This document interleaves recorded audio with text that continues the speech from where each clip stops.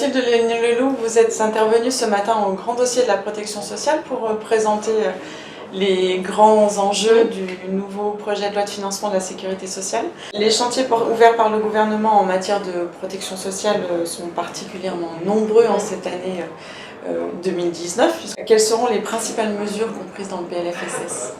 Alors, ce PLFSS, il permet de faire évoluer la protection sociale et puis il marque aussi le retour à l'équilibre de la sécurité sociale. On s'était trop habitué à une sécurité sociale en déficit depuis 2001 et donc en 2019, la sécurité sociale renoue avec les excédents, avec un excédent d'environ 700 millions d'euros en 2019.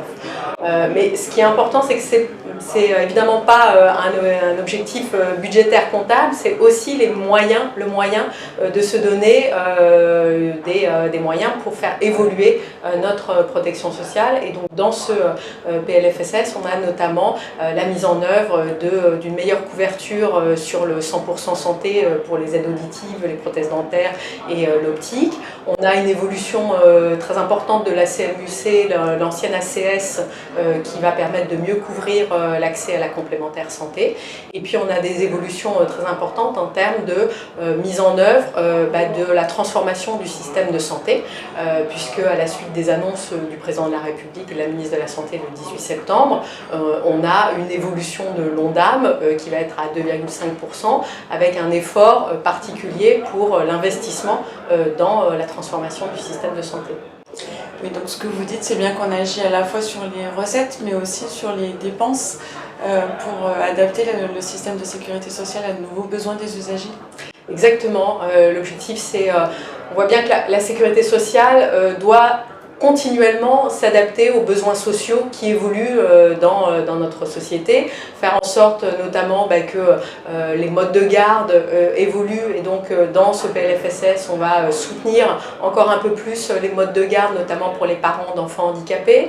On va permettre de faire en sorte que quand la scolarisation va devenir obligatoire aux 3 ans de l'enfant, on ait en même temps une évolution du complément de mode de garde avant les 3 ans de l'enfant pour faciliter cette transition. Donc on voit bien qu'à chaque fois, il y a un besoin d'évolution de la sécurité sociale et que c'est l'enjeu de chacun de nos PLFSS, mais particulièrement cette année avec un certain nombre d'améliorations qui sont apportées à nos concitoyens en termes de protection et puis un effort sur le retour à l'équilibre financier.